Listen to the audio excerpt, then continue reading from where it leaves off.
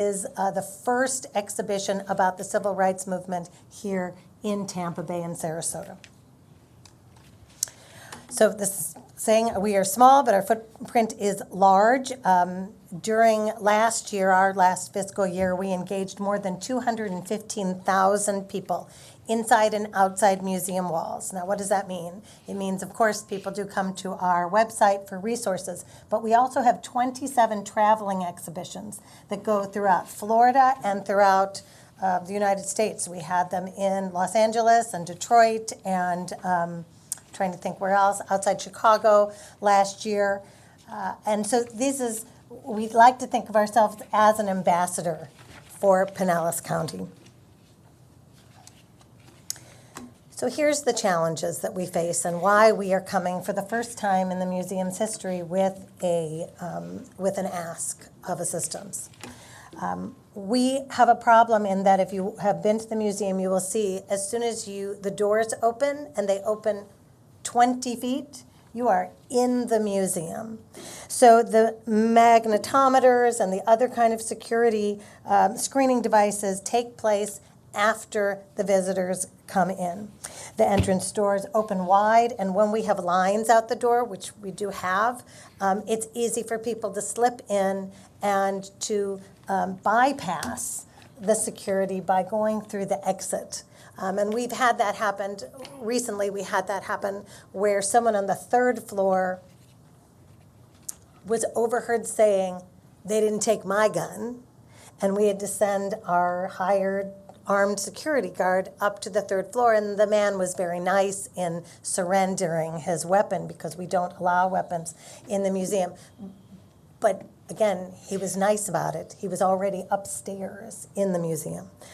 The design of the front entrance and stairs, and I use the word allow people to lurk outside security cameras because people use the little wedges for a lot of different reasons. We're all aware that the area has a homeless problem, and sometimes that is our security guards need to be walking around and taking care of that, but we can't always see it.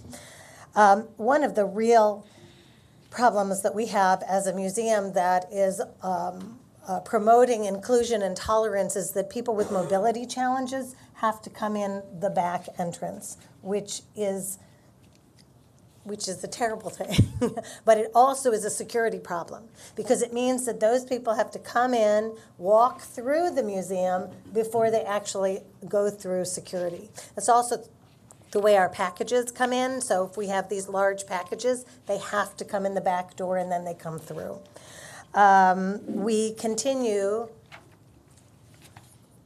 quite frequently, I would say multiple times a week, to get calls from people who want to come to the museum and want to understand the kind of security that's happening around the museum.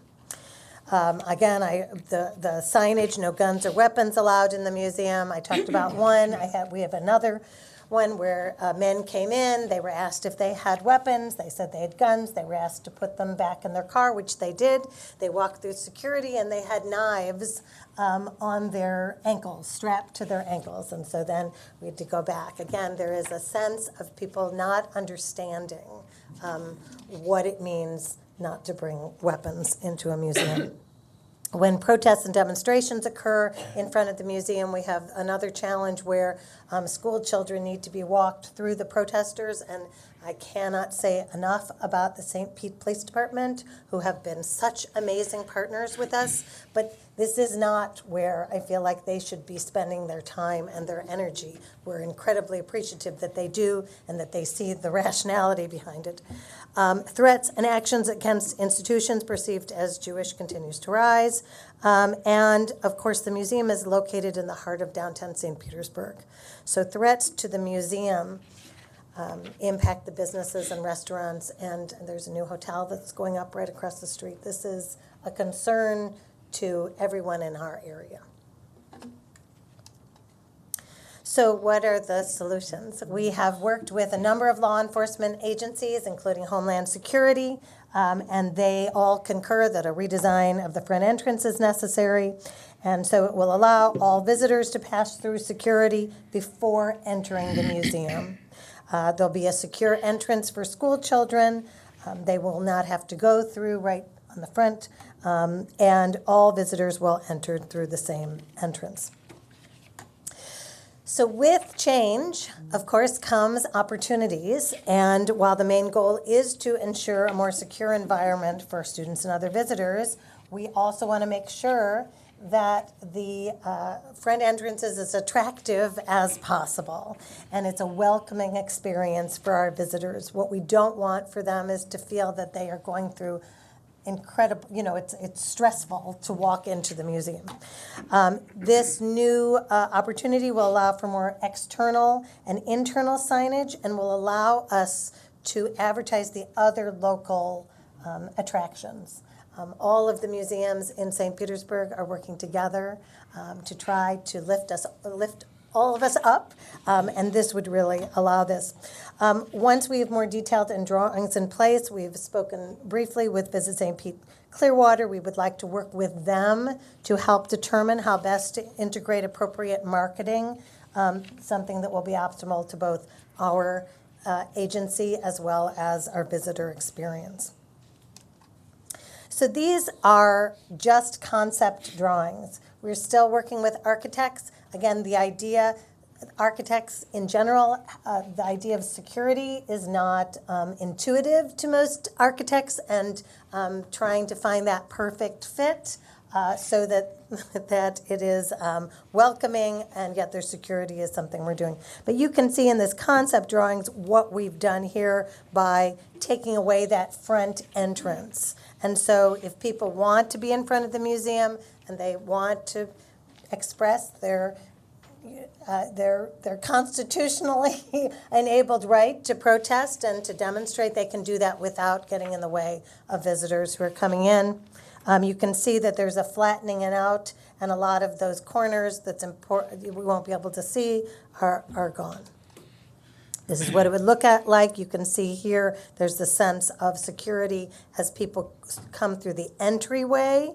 It's inside. They're not going to be stuck out in the rain, but it will be inside before they get out. And this is just, again, the idea that there's people who have mobility challenges will be included in this design, as well as an opportunity for children to come straight in. This is what this looks like. So where are we today? So thank you. First of all, again, thank you. We have also received an allocation from the state for $500,000 specifically for this purpose. We met with the St. Petersburg Commission, and there is an intention to match the county's allocation with a payment in the Q1 of the city's fiscal 2020-21 budget. We also have proposals out to 2 private major donors who have expressed interest, and we have, of course, we're working on an entire funding plan for this that's in process. We have wonderful project management. We hired, and I use that word because I don't know the other word for it, because he's doing it pro bono. Judah Rubin, who has come on to do this. Our staff, Ron Borsellino is our Director of Operations, and on the board, Josh Baumstein is our Vice Chair of Operations, and so he is really leading this process. And again, we're ready to dialogue with Visit St. Pete Clearwater about recognition and opportunities. And if you have other questions, I'm so happy to answer them. Anybody have any questions? Okay. Thank you very much for being here today and for your presentation. Well, thank you so much, again, not only for our support for us, but for all you're doing to make Pinellas County such a great county. Thank you. Okay. Again, this is unusual, but I think it is a necessary expenditure, and we have the guidelines which can be waived for certain projects. Michael, do you want to comment on? Yes, Commissioner, thank you. Just to be clear, because I know the board will probably ask this question, the applicant did submit an application. It is an off-cycle, technically, request. It certainly meets the statutory requirements. The 2 pieces of it that the board's probably going to be interested in is that the room night impact was not provided and the economic impact study was not provided. Again, those are not required by statute. Those are our capital funding guidelines.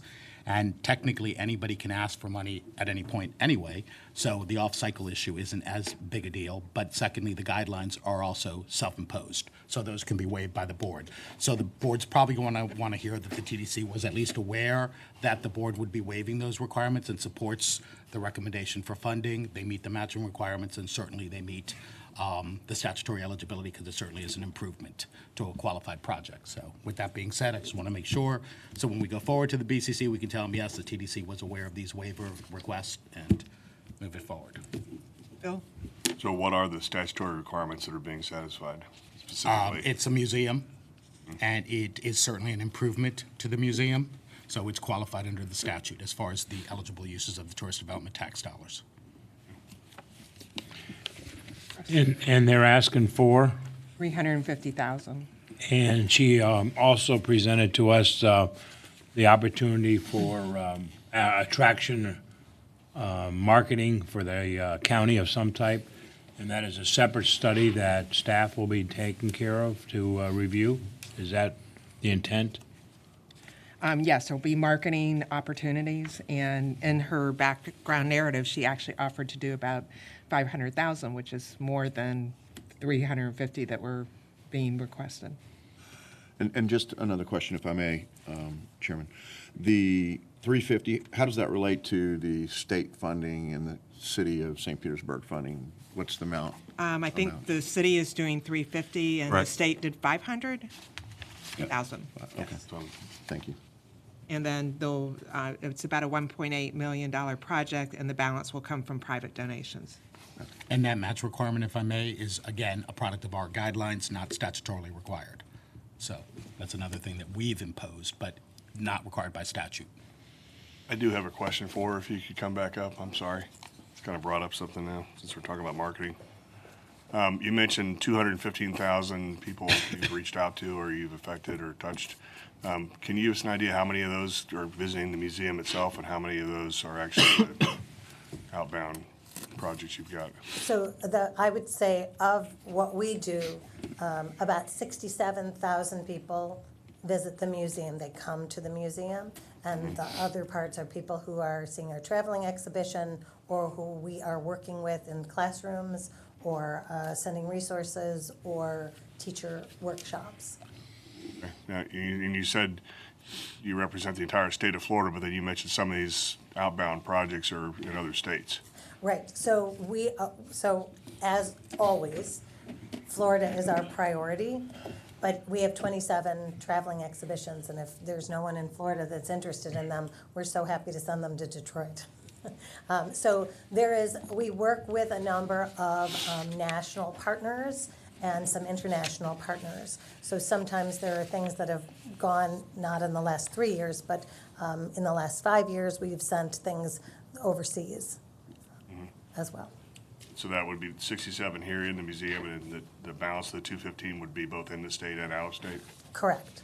The majority in the state. I would need to go back, and I could parse those numbers for if you'd like, for last year. Yeah, that's fine. I just was curious what the balance was there, and also assume you'd be willing to promote your hometown area when you're on the road. Right, absolutely.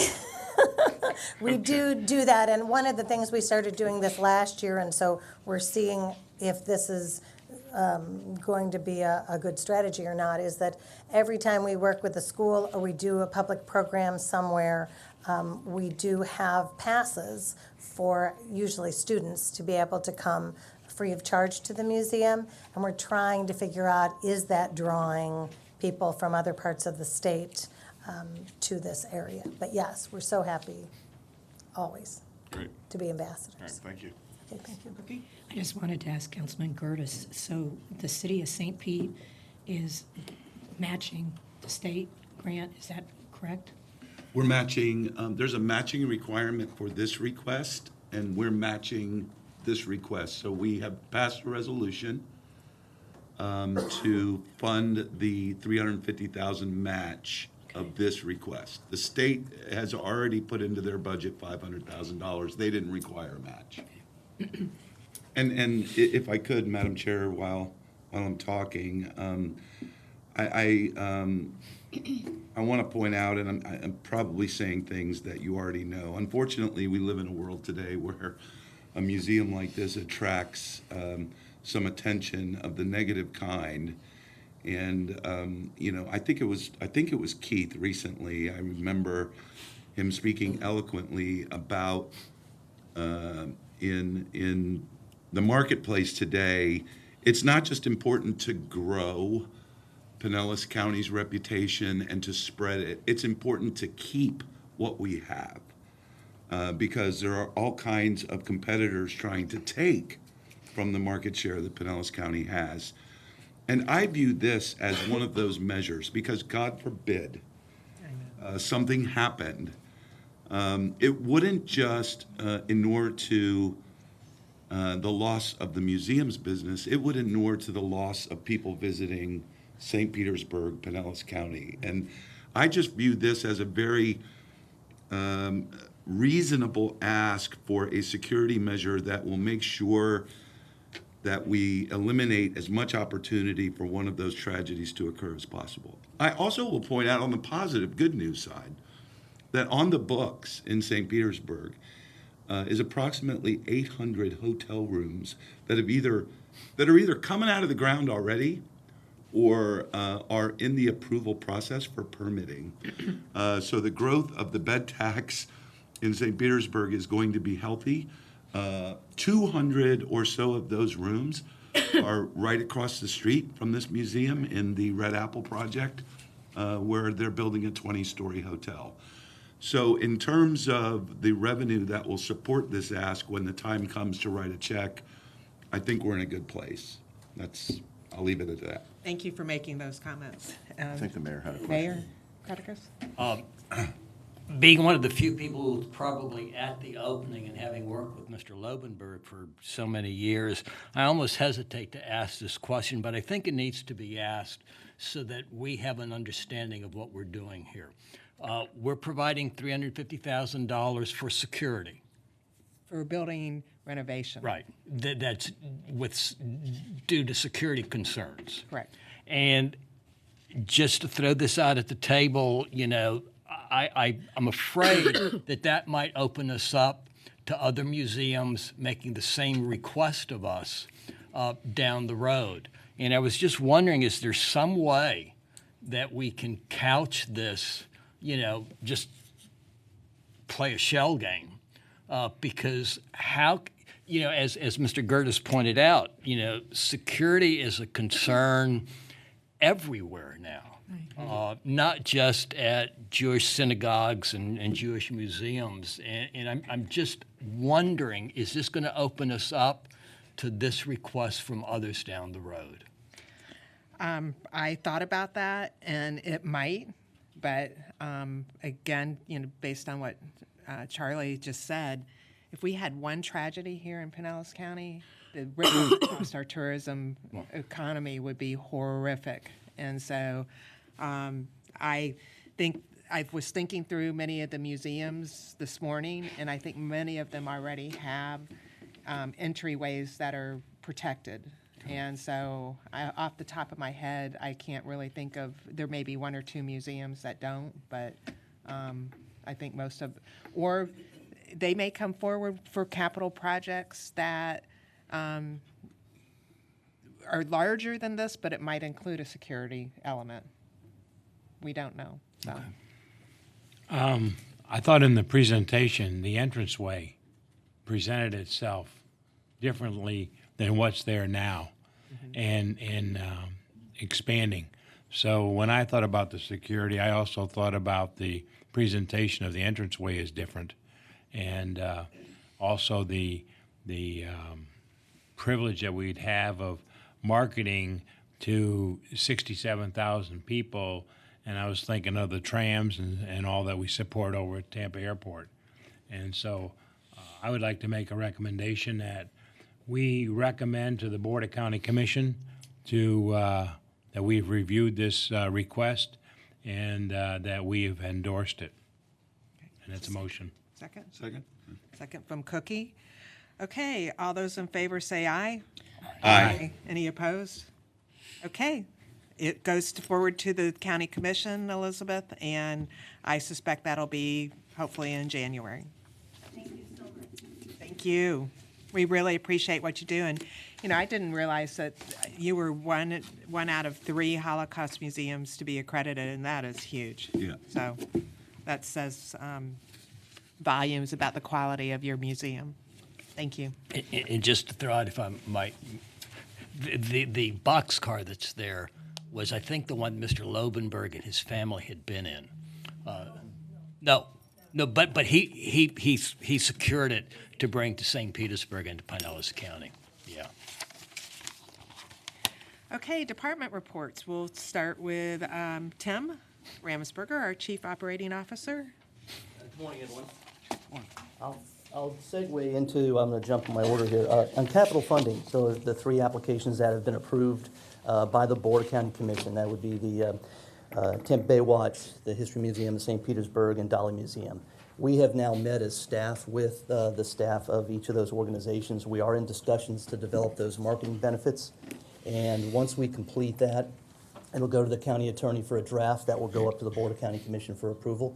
And that will then launch us on our way with these 3 funding agreements. So I just wanted to update everybody that we are in the depths of conversations with each of those organizations. And I will tell you, on behalf of staff, we are very excited about the conversations we've had with each of those applications, or applicants, I should say. They're presenting some nice, innovative ideas for us to work together on to help promote the destination. So more on that later as we get that wrapped up. The sports and events facilities concept. We are in the middle of the feasibility study. SFA, which is Sports Facilities Advisor Group here in Clearwater, was awarded the bid to conduct that feasibility study. We are in the middle of working through that right now, and we should have some report, or at least a preliminary report, within 90 to 100 days from now. So we'll bring that forward once we have that report in hand for a feasibility study. On the marketing, which is our 2 department reports today coming up, we started back in the spring a very, I think, robust attempt on behalf of staff to really become transparent in our review process of what we're spending our money on, especially with the largest category of funding being our marketing. We continue that process today with an update of where we are in our marketing program. We're very fortunate to have, obviously, substantial resources. Obviously, the funding is very healthy for us as far as the marketing. We as staff consider ourselves to be stewards of those funds on behalf of your direction and the direction of the Board of County Commission. So again, we continue this effort of transparency with you all to make sure that we're giving you whatever information you need, you want. So today is a continuation of that.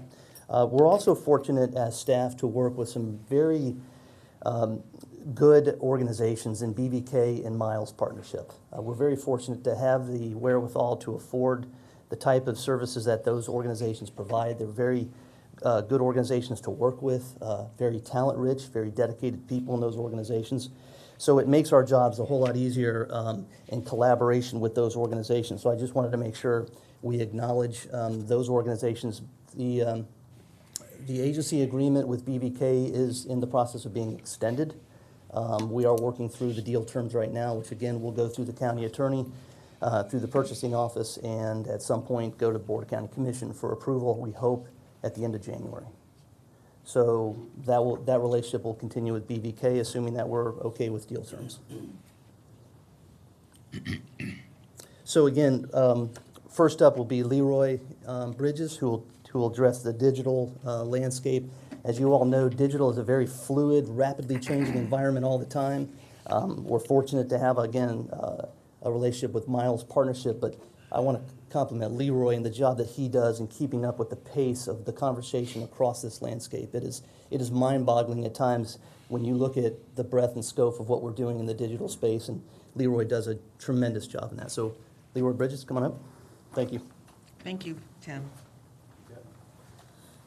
Thank you for those kind words, Tim. Good morning. Good Happy morning. holidays. Good morning. Welcome, holidays. Steve. It's exciting to have you up there and overseeing the meeting today. Going to dive into, as Tim said, some of our recent marketing efforts, starting on the digital side. Before we dive in, I always like to start with some of the fundamentals that we approach our digital plans, all of our marketing plans, and that is with the marketing funnel. Obviously, we've touched on this earlier this year, so I'm not going to dwell on it, but 3 stages: awareness, top of funnel, engagement, mid funnel, and conversion, really getting people to book those trips, low funnel, and this highlights that. Who we're after geographically, obviously on the traditional side, you'll see Katie highlight some of the major markets, but from a digital perspective, we layer all of our targeting east of the Mississippi. Obviously, that makes sense based on a lot of our research and those feeder markets. We can't be everywhere, so we do choose wisely, but if you hit a lot of these criteria here, based on who we're after from a demographic perspective, east of the Mississippi, you're certainly going to be hearing from us on the digital side. With that, I want to dive into some of a bit of a recap on this past year, a program that contributed to some of the success we saw, and then move it forward a little bit into this next year. So as we look at this past year, I always like to start with some of the return on the investment from the digital side. You'll see pretty much a flat budget year over year, but about a 30-to-1 return in investment from a digital perspective. These numbers come from one of our largest data providers, Adara. We're able to pixel everything that we traffic on the digital side, and we use their data network to show bookings. And so we're spending a good amount of money, but we do know that those travelers that we're reaching throughout that travel process, whether it's high funnel, mid funnel, low funnel, they are booking trips to St. Pete Clearwater. A pretty significant return there on last year, an increase. We'll note, thanks to you all and the BCC, this budget has increased media spend only by $1 million going into next year, so thank you for that. I expect that our return will only continue to increase based on that digital increase in spend. One of the programs you all have heard me talk about and rave about that has contributed to that success is our Travelzoo program.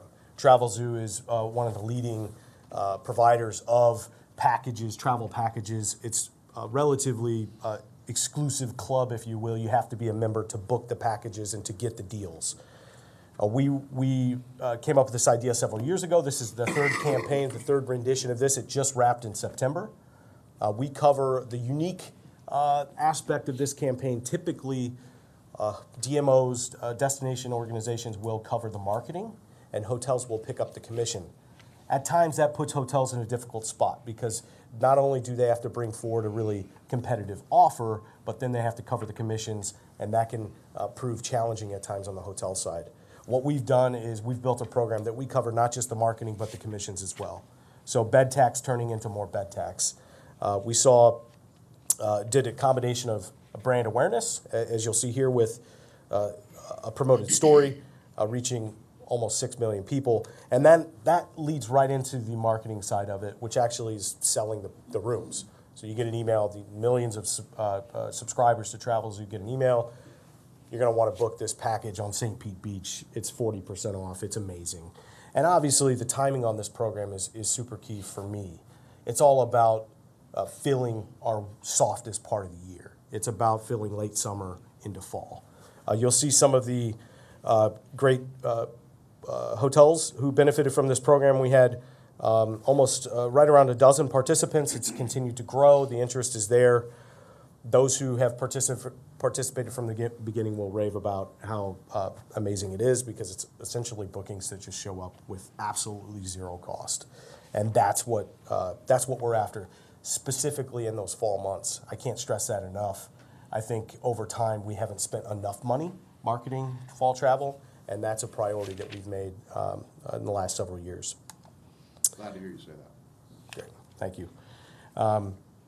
This is just a breakdown of those who booked rooms in Travelzoo. We did this campaign last year. We did see quite a few cancellations last year. If you recall, we had red tide, and that proved to be a little bit more challenging with the cancellations. This year, obviously, we didn't have that problem. But you can see when these people are traveling, again, very, very typically soft months. And so driving business when business is needed. Leroy, can I ask Yeah. a quick question on this? The rate of $172, is that gross or net? That is a great question. Pre-tax, I do not know the gross or net question. I do know that that ADR is going to be much higher than what you'll see in our tourism economic snapshot report coming up later by about $40. So I can get you that answer. Please, thank you.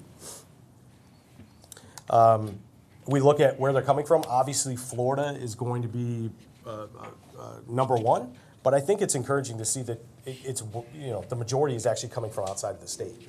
So when we talk about opportunity, I think one of the challenges as well, it's beautiful everywhere. This is something we hear. It's beautiful everywhere, so people don't travel as far as often in the fall. Well, this says otherwise. I think if you give people a reason to travel, in particular in this campaign, a good offer, they will book and they will travel from far afield. More than 60% of the bookings coming from outside the state of Florida.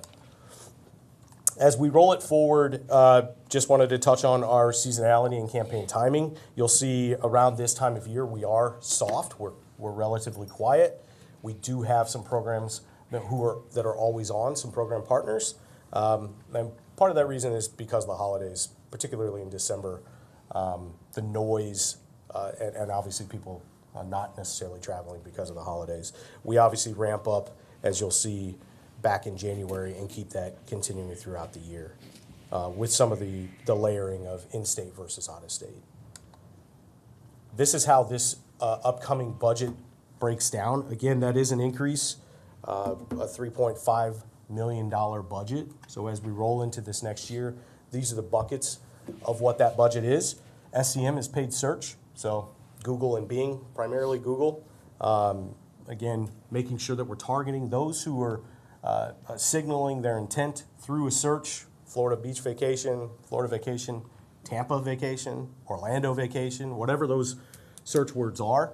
We're very competitive. We'll make sure that people are seeing us when they're signaling, raising their hand. Search is one of the best, most effective and best ways to do that because you're getting intelligence from them, right? They're telling you they're interested in your type of product. Obviously, if somebody's searching for a vacation in Illinois, we're not spending money to target that person. Display media, it's kind of your typical, what you would say your typical media on the side of the website with your banners. One thing that we're layering on, and you'll see this in a minute, is more and more rich media. Not just your standard banner ads, but banner ads that are more interactive. So if a user rolls over the ad, it actually expands and allows people to engage with the ad, and it's not just kind of your banner ad that, at this point, a lot of people, frankly, ignore. There's not the engagement in those ads is lower and lower. Travel partners, think of TripAdvisor, Expedia of the world. Test and Learn is just that. Tim talked about the fluid nature of the digital space. So we do try things, and we're hopeful that they work. One of the Test and Learn opportunities this year is an app called Trip Scout. And it's a new app. It's relatively new. They've had a very rapid growth, and so we're trying a pilot program with them. We do a lot of Test and Learn with some of our partners already part of the program. I mentioned Dara already. They're digital companies who are innovating a lot, and so they'll often come to us and say, hey, we have this alpha or beta opportunity. Can you participate? And it's important to have that opportunity, these opportunity funds in the Test and Learn to do that. Connected TV, I'll touch on that. I think it's pretty obvious. The cable cutters out there, we need to have a way to reach them. Paid social, custom programs, I'm going to touch on that a little bit. Audio, think Pandora, I'll hit on that. We do have a pretty robust co-op program, meetings, digital advertising as well. And then the downside of serving all of this through the digital space is there is some fees associated with using bandwidth and servers and whatnot. So that's that ad serving. So that's how the budget breaks down as we roll into this next year. Tim talked about Miles Partnership as being our great agency, and I can't speak highly enough about them. These are all the other partners we work with who make up that media plan. You can see it's 36 in total. I don't think I have every logo on this slide. They wouldn't all fit, but a lot of names you'll recognize. Some you won't, but it runs the gamut of display to paid search to travel partners to display. and beyond. So as we look at some of the opportunities that we just got done with in the start of this new fiscal year, a pretty robust fall campaign, the biggest digital fall campaign we've ever run. I'm going to touch on some of these. You can see the duration there, some of them still wrapping up here in December. And I will note, one of the challenges with marketing in the fall is frankly, is just the nuance of our fiscal year. You know, our fiscal year ends in September, and it makes it really challenging to do buys across from August to October with a digital media provider because of that break with the fiscal year. So, and Katie can attest to this too. I mean, a lot of times, and we're not paying for any digital media in advance, but it just makes it difficult to close the books because it does take time to get the results and get the invoice and to process that.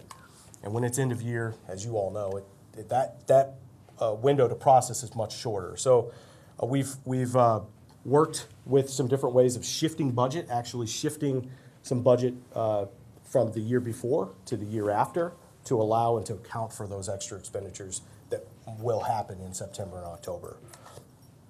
We run through some of these efforts pretty quickly here. Hulu, we outperformed a lot of the industry benchmarks when it came to our spot. This is what I would say is kind of a traditional commercial, but on connected TV. Hulu's one of those many providers. You can, if it comes on, yeah, it's not technically skippable, but people do exit out of the content if a commercial comes on. You see that happens pretty often at about 23% of the time. With our content, people were almost never doing that, which is a good sign. This is a similar commercial spot that Katie leverages in her programs. Centro is also connected TV. You know, nowadays, and you've heard Disney Plus, ESPN Plus, there's Hulu, there's Netflix, there's a million of Sling. And what Centro does is they buy inventory from dozens of them together. So they're a distributor, if you will, of connected TV. So rather than for the Hulu buying exclusively Hulu inventory and only reaching Hulu customers, Centro is giving us the opportunity to reach customers kind of across the spectrum of connected TV providers. Obviously, not everybody is going to be a Hulu subscriber, so this gives us the opportunity to reach many different types of people. I'm a Sling customer myself, and so there's an opportunity to see that if I hit the proper targeting. You can see, again, video's performing very high rates, and some of the markets that it's performing its best there. Audiences, some of these aren't going to be surprising. The best performing audiences, of course, those who are interested in summer beaches and craft beer and our demographic. That all aligns really well. We transition into Pandora. Pandora has been kind of a mainstay in our program. It's a very, very a good tool for high-level brand awareness in the digital space. I often get a question, why not Spotify? Spotify seems to be kind of that up-and-comer and really, I think, younger crowd. But when you look at just the pure metrics scale, a lot more people on Spotify are actually buying the premium to avoid the ads. The majority of people who listen to Pandora, they're too cheap. They're not paying the $5 a month. That's myself included. And so you're getting served ads. So Pandora makes a lot more sense, even though Spotify is kind of the trendy up-and-comer in this space. We also leverage this program for some of our elite events. You'll see DTSP Songwriters Festival featured here. It just made sense, right? It's a music festival. We're able to take the artists who are playing at the festival and target people who are listening to Matisyahu, for instance, who was one of the performers downtown. We've done the same with Clearwater Sea Blues Festival. You take the artist, you load them in, and now you're going purely after those people who are listening to that type of music. It seems like a slam dunk to be able to convince that person to come here, book a trip, and attend the festival. That is offered, just so I make it clear, as value in kind to our elite events. So as Tim talked about, something we feel good about as staff is really sitting down and talking with these elite events and not just maximizing the money, the dollars as part of the program that had been put forth by you all, but making sure that we're bringing our assets to the table. They didn't pay a single penny for this for this inclusion, but we saw it as an opportunity to promote an event who's obviously important enough to be a part of the elite event, and an opportunity for some synergy as part of our already in-place media buy. Some of the custom programs I want to touch on really quick as I wrap up with some large publishers who we've never worked with before. And I would say that the increase in budget has allowed us to go after some of these custom programs, one of which is Afar. Afar launched a new, and if you're not familiar, Afar is a premium travel publisher. They're cream of the crop, and so they're reaching really affluent, high propensity travelers. They just launched a new Disney content experience platform, and we were their launch partner. So as they take this product and launch it into the world, across the world, internationally, it was branded by Visit St. Pete Clearwater. So you want to talk about, beaches of Orlando and positioning our destination in proximity to Orlando. That was the effort and the play here. Yeah. By any chance, does Afar have St. Petersburg as a travel guide yet? That's a good question. I can look into that. Okay. I would imagine they do, but is that something you've explored already and not seen? No, but I do subscribe to Afar. Okay. So Yeah. it just came to mind when I saw the ad. I was like, I wonder if they are a travel guide yet. I would imagine they are, but I will confirm and get back to you. I'll look. And the content, just to be clear, yeah, these ads they click back to our site. There are opportunities with these publishers. Afar, Lonely Planet is another one where we do what's called native content, so native advertising, where Afar and we worked with both Afar and Lonely Planet on this type of thing as part of the buy. And it's called a custom program because you're mixing different elements. It's not just native content, which is Lonely Planet writing an article and driving paid media to that article. It's appearing on their site. It's written by them but paid for by us for them to write. We're combining items like that, paid social media on their front, display banners. This would be display at the top there in that tile. So we're taking these different elements, rolling them together. Email promotion, so mentions of St. Pete Clearwater in their emails. Lonely Planet, another one of those custom programs, again, premium travel publisher that we have a large presence in this year. I talked about some of the new rich media units, and again, not to get too in-depth on these, but rather than just having a standard banner ad, the technology has evolved that we have 360 video, as you all know, 360 content. We're able to load that 360 content into these ads. And so as the user, purposefully or not, their mouse scrolls over the ad, it will actually start to move. And you can expand it. And as you would imagine, the performance on these ads is 1,000 times better. That is actually math, 1,000 times better than the traditional ad. So why not continue to roll these out? We're going to continue to layer these into all of our buys and making sure that if there's an opportunity to engage the user more frequently, we're going to do it. So those are those 360 unit ads that move. You may be experiencing those. Just as I get out of here, can never not do a presentation without touching on our partner site, completely unrelated to our digital media buys, but has all of our department reports, including our monthly digital department performance.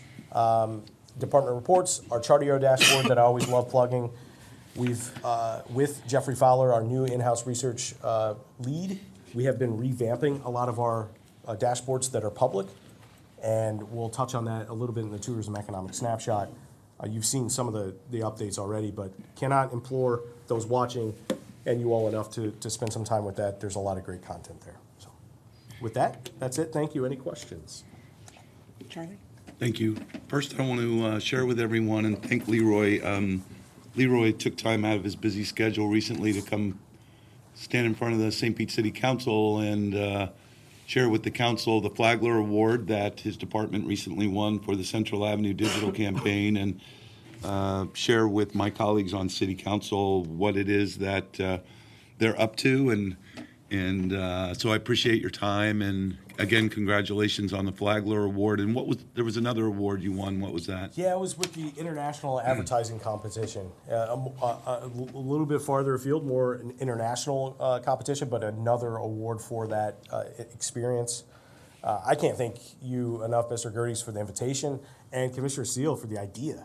I mean, I'll be honest, and I said this to the council, and Steve, maybe it's something we can collaborate on and work on, but that's probably something we need to be doing Yeah. more frequently. Yeah. Across the county and all of our councils, city councils, because, of course, I'm biased, but the great work that we do, and, we really, I know people know we promote the beaches, but we do a lot of work to promote our small towns and our communities because they are so great. So thank you both I for appreciate the it. opportunity. So the question I have is, I read recently a piece written by Speaker Oliva that was published in the Times, and I'm sure papers throughout the state, about why the $36 million in Visit Florida money needs to go other places. And and on its face, if you're somebody who's not familiar with the way these things go, he makes a pretty strong argument that the DMOs throughout the state and the jurisdictions throughout the state are spending a lot of money on marketing, and this $36 million is just money that could be used for something else because the resources that are being dedicated by the individual destinations is more than adequate. One of the pages that you had here with the 36 entities that you partner with, one of them is Visit Florida. So I wanted to just hear from you quickly about what do you leverage in this regard from Visit Florida? How does Visit Florida integrate, participate, collaborate with you? And, what do we need to be paying attention to in response to Speaker Oliva's argument that that $36 million is really money that's not well spent? Yeah, great question. I think to start, you spoke about the competition earlier that Mr. Overton had spoke about previously. Yeah.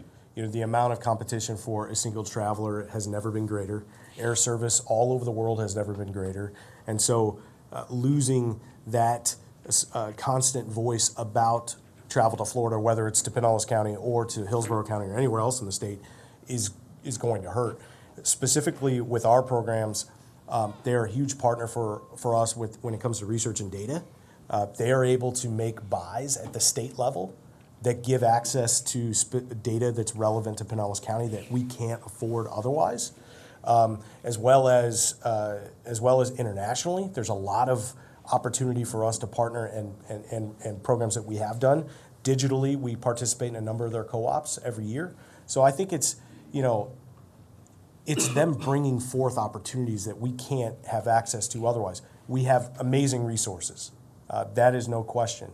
But they still have greater resources and can open up doors that we can't open ourselves. So that partnership and that ability to hold their hand, whether it's a large activation in the UK or a digital program or a research program or an out-of-home program that Katie and her team would partner on, those are meaningful. And if they go away, there's certainly going to be an impact.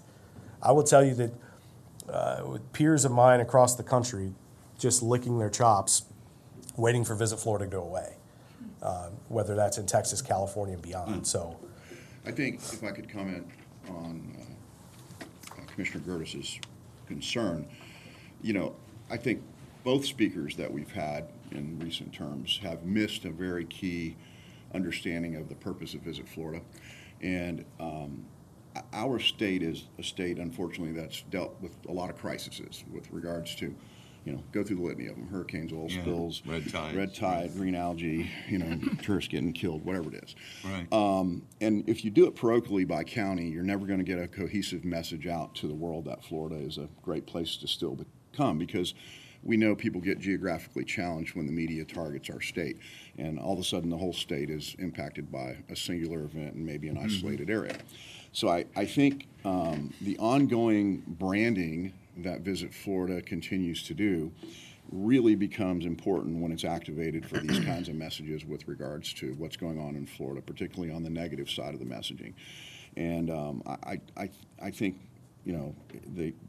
some of the points that they make are maybe understandable with regards to, secrecy and transparency and, keeping your books open and so forth. But all of these are government agencies that do that. So I don't think that's a concern that should be targeted. And the funding is at risk right now, honestly, frankly speaking. I mean, we could lose the $50 million.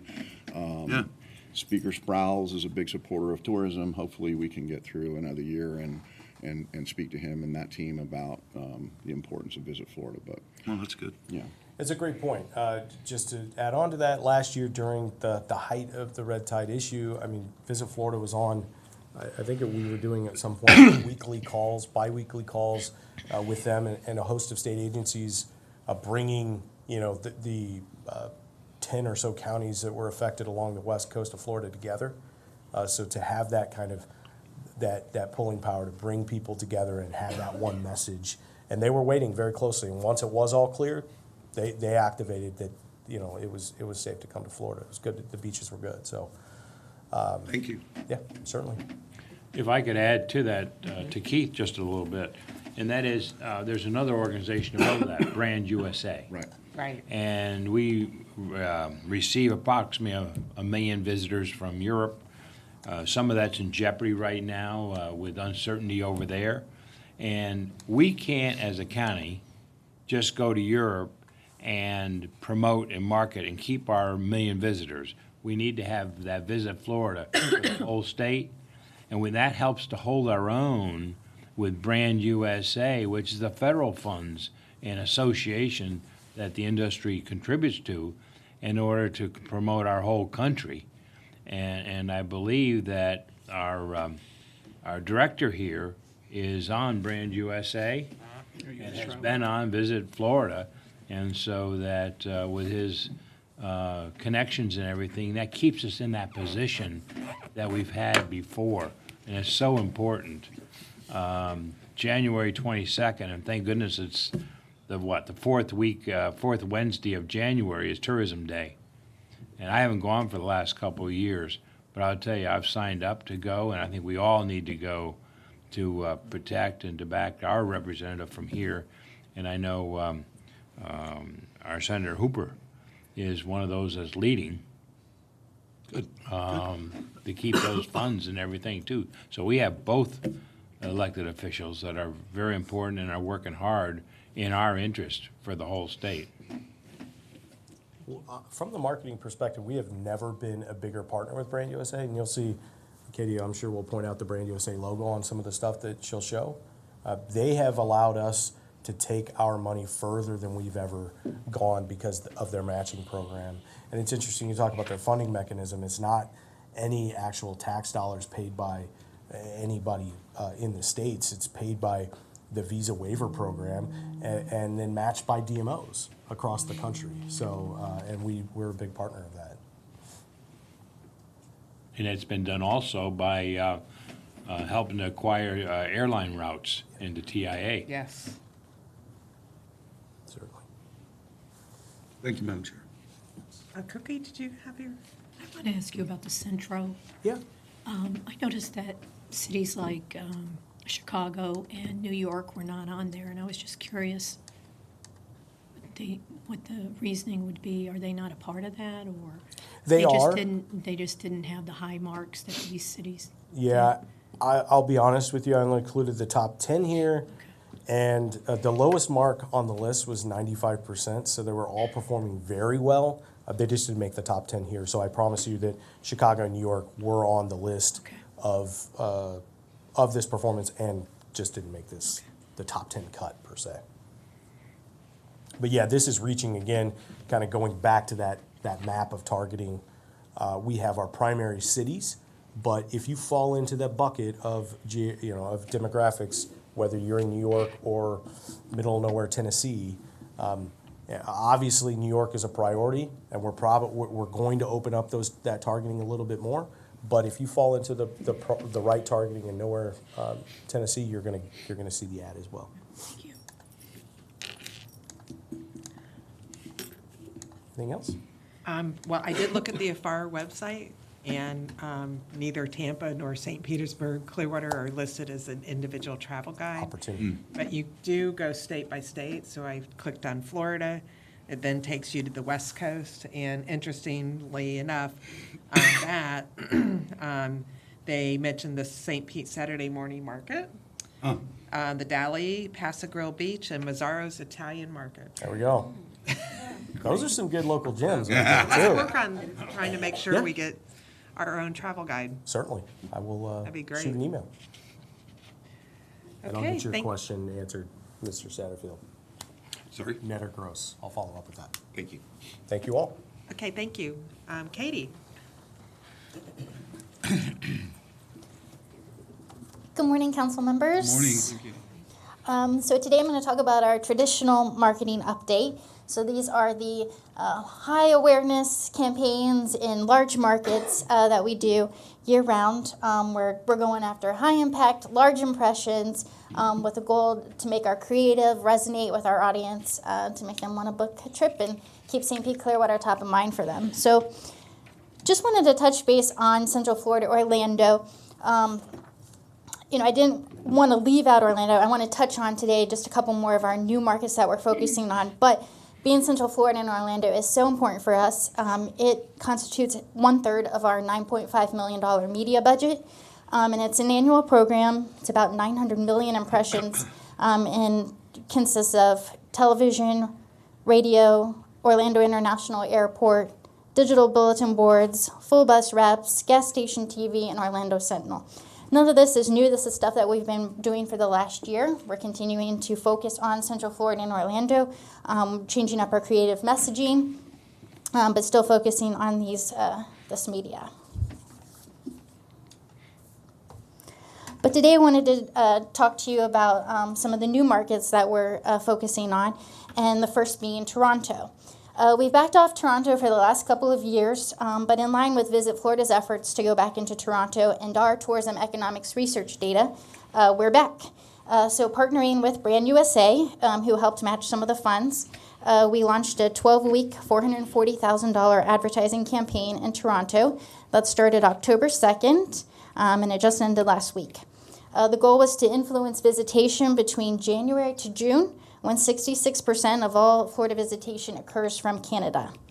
So the campaign, which just wrapped, was made up of the following: newspaper, out-of-home components totaling 123.5 million impressions. The goal that our media agent, that our BVK had, and then the media buyers, Pete, was to create an opportunity for our busy, on-the-go target audience to experience VSBC touchpoints throughout their day. So we focused on efforts that resonate, media efforts that resonate well with our target audience, which are the out-of-home initiatives, newspaper, digital, and radio. So you see, we did a campaign with Toronto Star. We front page banner ads, 15 placements, and we also did an insert of the Golf Debate magazine on Sunday, November 3rd.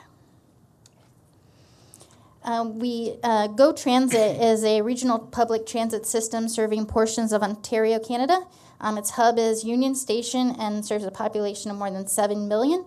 So we did interior car dominations for 8 weeks, 8 million impressions. And you'll see some of the creative that we had running and the Brand USA logo. The path is some of you may be familiar with the path. It's an underground pedestrian walkway in Toronto, downtown Toronto, that connects to 6 subway stations, 3 department stores, 9 hotels, and Union Station, which is Toronto's busiest transit hub. And here we had backlit posters, 13 posters, 41 million impressions.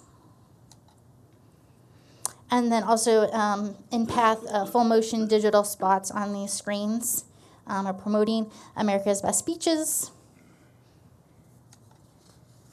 And then in Union Station, there's unit at the top right here. That's just to kind of show you the element. It's a full motion. It's called the Cube, and it's a full motion all the way around the Cube spot that we had running for 4 weeks. And then also in the Toronto subway system, 40 branded half cars, all interior cars on one side of the subway for 6 weeks. And then we were also above ground in Toronto in the downtown streetcar, where we had one full wrap, took over exterior and interior for 10 weeks. So that's the exterior, and that was the interior. This is the exterior that travels around downtown. So then we launched our first ever advertising campaign in Atlanta this fall. Here are the details of a 6-month, $750,000 campaign in Atlanta that began on October 7th, again to influence visitation between January to June. Similar approach to Toronto in that we wanted to create an opportunity for our busy on-the-go target audience to visit St. Pete Clearwater throughout their normal day, focusing on their newspaper, radio, digital billboards, transit shelters, and full bus wraps. The campaign totals 85 million impressions. So here we have the Atlanta Journal-Constitution front page ad strip placements, 12 placements. And our messaging here was just to kind of talk about the proximity. We talk about 90 miles from Orlando, and here you were able to promote the 90-minute flight away. There's so many nonstop flights on Delta from Atlanta to Tampa that it was an easy message there. Throughout all the creative was just talking about how easy it is to get to St. Pete Clearwater, just flying to Tampa, and you're over the bridge and you're here. So this is, we did a broadcast radio campaign, so, traditional 60-second spots on radio. But we also worked really closely with their promotions department. Joy Johnson with BVK, she negotiated deals with each of the different stations. And we are running contests with each of the stations to get engagement, which is what you'll see here on the left. Placement is banner ads on each of the stations that they promote in social. They do contests on air for a chance to win a trip to St. Pete Clearwater. And then also we had 3 radio stations from Atlanta down in November, and we've got 3 more scheduled to come in January. So they'll be promoting St. Pete Clearwater to the Atlanta listeners back home. So we look forward to, further exploring, the opportunities to show them the destination.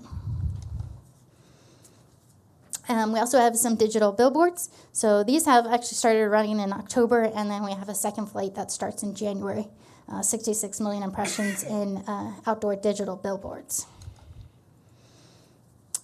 And then this is just starting in January, so I don't have performance creative, but everything is out the door because of deadlines. But we have a digital transit shelter starting in January for 12 weeks. You'll see an example right there. We also have full bus wraps, so 5 full bus wraps on each side. That'll start in January for 12 weeks.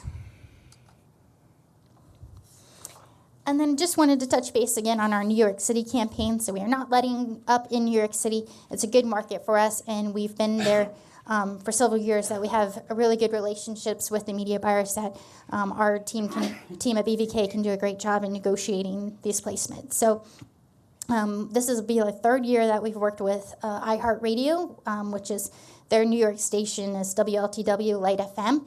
And we have a 3-phase campaign, and we're their holiday music sponsor this month as they promote their holiday music. And then in January, they'll be doing a sweepstakes promotion to win a trip to St. Pete Clearwater, where you can be in destination while the broadcasters are broadcasting live from here. So it's a 3-part campaign starting November, and then they'll be here in May for the live broadcasts. We're also working with WNBC this year. We are bringing their team down to first week of January to film 4 2.5-minute segments that they will run 4 consecutive Thursdays in the month of January. And then also tied with that are sweepstakes promotion that they will promote on air on New York Live, which is like their daytime morning show, which airs at 11:30 after the Today Show. Also have commuter rail. So I'll go through. Yeah, iHeart, the commuter rail, which these are placements that we've had in the past. This is previous year creative. Like I said, all their creative is getting finalized now. And then urban panels. So these are above ground as people are entering the subway. They're high impact placements. 97 million impressions here. And then our double-decker buses. And in the past, you can kind of see right here that the bug, with our logo and the Love the Beach at night, it lights up. So these become 24-hour billboards for us in New York City, where at night is very popular in New York City, so this will shine. Now, then we also have the subway branded trains throughout New York City. So, and that's a $950,000 campaign that we have in New York City.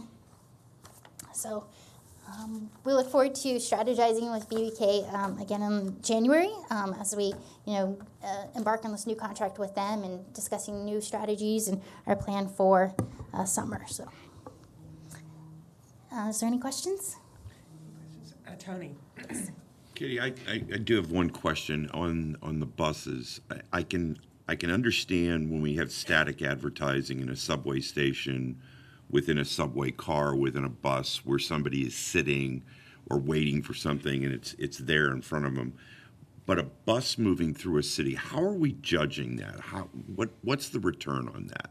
And can you get into maybe, on the digital side, it's always much easier to come up with results, but a bus traveling through a city, I'm struggling a little bit with that. Sure. As I mentioned, it's we're really focusing more on the impressions, and the buses actually give us quite a big impressions because they are not static. They can move throughout the city in the high impact areas. So they are like a moving billboard per se. It's not in a single place where it's only calculated that. So they look at it. The media companies look at it as far as just in that area where it's traveling. And so we usually do Times Square in those areas where there's a heavy population. So what's considered the length of time that they see that? I'll have to get back to you on that exact answer, how they calculate that. Okay, thank you. Chuck? Thank you, Madam Chair. Good morning, Katie. Yes. Great job. Just always impressed with how hard you work on this. And now we're launching in some new markets. You said Atlanta. Toronto especially is my question today. It looked like Atlanta went into January, maybe a little longer. Certainly New York City was through the spring for that campaign. But Toronto looked like it was just October, November. I think there was one media source you went into mid-December on. But when I think of the people, when the days get dark and the snow starts falling, that's when they're desperate to get and see a picture of a beach and come on, Irving, let's go to Florida. So I was just curious the timing, why we chose October, November, or maybe conversely, are we going to continue that campaign? Do you have ideas on that? Sure. Well, our data shows that the Toronto, or in just Canada in general, has a longer booking window. So if we're trying to get them in January to June, we have to start a little bit earlier than, say, we would in Atlanta, where there's not so much of a difference in the booking. It's much shorter. So in Canada, we do have to start a little bit earlier. But we're also working with Sunwing, who is a tour operator partner, and we're doing a campaign with them that launches this month that'll run through March. That's focusing on their audience. So there's some elements in there that we're focusing on, and then also of course with the media opportunities and the PR that we have with the Dunedin Stadium coming out. So we will still be heavily in Canada. It's just we really wanted to prime in the fall, just to as far as the booking window. Thank you. So just to follow up, so it's a co-op that you're going to do in the spring with someone else you mentioned? Yes. So our individual, like we did October, November, won't happen again until maybe next October? I mean, what's your thoughts there? Yes. Well, actually, I wanted to mention too, so we did an attitudes, it's called AAU study. It's an attitudes, awareness, and usage study. Okay. So it ran concurrently with our campaign in October. We commissioned Destination Analysts to do it. So they're doing a study of Toronto residents to see how the brand resonated, and we might get some data back from that, which will give us some more insights as to when they're looking to travel, and that may affect how we move forward with the campaign. And we also are doing that in Orlando. We did one 2 years ago, and then we just followed up this fall with another Orlando campaign to see how we're progressing in Orlando. So anxious to get those results back after the first of the year. Thank you. Mm-hmm. Russ? Katie, I'm thinking about Allegiant Airlines.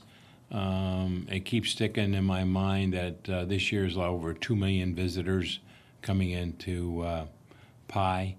And they're all secondary markets, we know that, but there are multiple trips a day even they're coming up with. What are we doing in that area? So we've partnered with Allegiant the last several years. Last year we did a 3-pronged campaign and over 3 months, focusing on 3 markets that were jointly important to both of us: Cincinnati, Pittsburgh, and I'm drawing a blank on the third one. But we have a meeting scheduled early February out in Las Vegas to meet with the Allegiant folks with the airport in attendance as well, to discuss some of the opportunities that exist. What are some new markets that they're focusing on, and how do they relate to some of our goals? So discussing opportunities that can exist. In the past, we've done some radio campaigns with them, and I'd like to see what other opportunities we have. And we're ready to spend more in their secondary markets if they're willing to put up the money too? Yes. We currently have $300,000 budgeted for the Allegiant campaign, but obviously that's, in discussion. Okay. It's still 2 million visitors is a big number for us, so thank you. Yes, that's a great market, and it's really important as far as the digital, because they were really targets those smaller mid-tier markets that the Legion travelers come from. So we're really hitting them with that. Anyone else? Okay, thank you, Katie. Thank you. I just want to, at this point, mention, this was developed by BVK, and our lead had been Mary DeLong, and we learned at last month's marketing subcommittee meeting that Visit St. Pete Clearwater or the county staff has requested that Mary be replaced. And so I wanted to advise you of that. I am dismayed about that. I think she's done a great job for us over the last 10 years. And so consequently, I understand that much of the staff who did the presentation for the new contract have also turned over. So want to pass that on to Steve as something to take a look at. Would you care for some comment? Doreen? Having been involved with TDC and advertising over many years, this is obviously my second term on TDC, working through advertising and with BVK and with Mary, I recently sat through the final presentations. I was not on the committee that made those recommendations or scoring, and thanks to our team and the volunteers who did that. But sitting through that presentation, I came away feeling that we were in transition. Obviously, at that point, we didn't have a chosen director, and so we've made those steps. But I felt that the selection of BVK dovetailed very closely with the 10 years and Mary's contributions. Obviously, our staff and our team had, and what we saw from our previous directors in terms of marketing, but I feel that Mary spearheaded that, and there was continuity. So having come out of those presentations, and I had a comfort level as a member of TDC feeling that, now it was good that we had the continuity of BVK. Now was not the time to be changing midstream.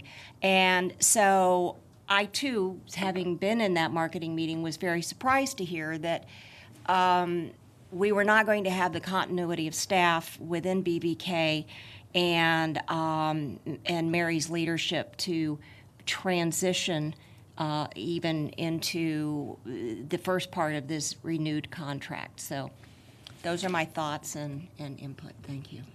Tony? Recently, the Alden has had a very, very good year, and I was talking to the partners about why, and it wasn't just one part of the operation.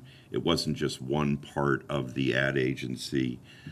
It was a combination of everyone not being in silos and things going very well. And I look at Visit St. Pete Clearwater, and DT certainly brought something to the table. David certainly brought something to the table. But during that whole process, a large part of that was BVK taking the concepts that we were coming up with and making them work and work very effectively.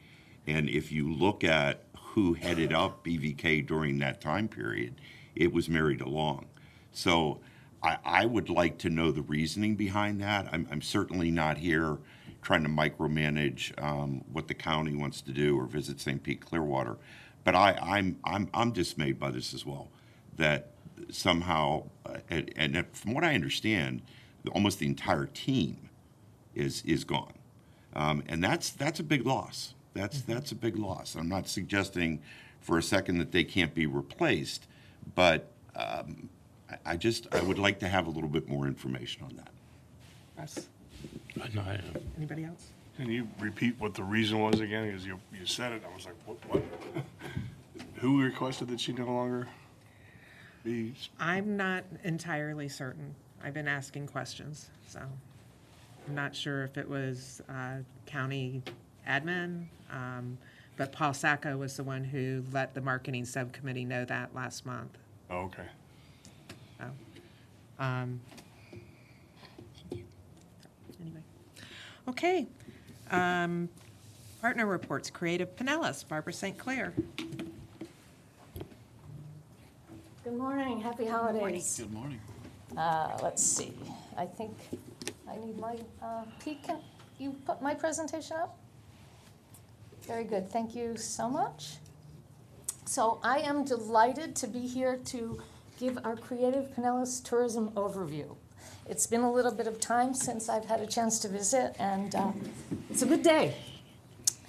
For those of you who might not be super familiar with Creative Pinellas, we are the local arts agency for Pinellas County. We are a 501c3 organization, and we're dedicated to enhancing Pinellas County as an arts and cultural destination, and working with our partners like the TDC and Visit St. Pete Clearwater, and some of you hoteliers, to really demonstrate all that the county has to offer in terms of arts and culture.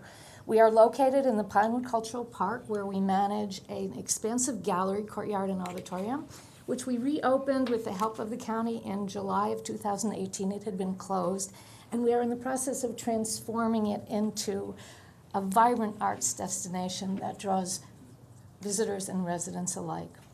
Our mission is to facilitate a vibrant, integrated, collaborative, and sustainable Pinellas County arts community and cultural destination. And our key objectives are to showcase Pinellas County as a cultural destination, promote economic development, encourage creativity and innovation, build capacity, create vibrant communities, and make arts available to all. And in these key tourism projects that I'm going to be showing you, you will see all of those things, from cultural destination and economic development to making arts available. One of the things that has been a big project for this year, and Lee is in the process of passing out, is our Arts and Cultural Guide.